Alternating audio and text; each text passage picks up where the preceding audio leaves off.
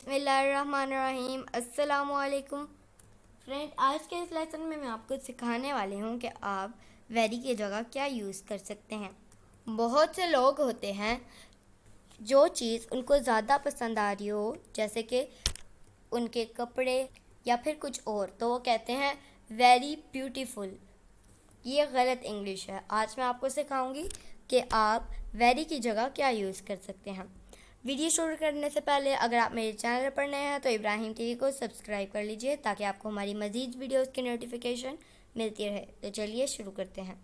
Instead of very, very careful नहीं बोलेंगे। Cautions, cautions.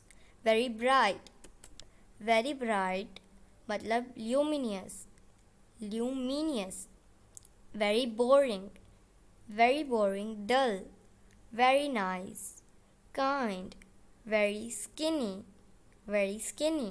skeleton, very necessary, essential, क्या बोलेंगे essential, very noisy, deafening, very dry, parched, very cold, freezing, very clever, brilliant, very stupid, idiot, very thin, gaunt, क्या बोलेंगे gaunt, very ugly, hideous, क्या बोलेंगे hideous, very wicked, villainous, very quiet, silent, very accurate, exact.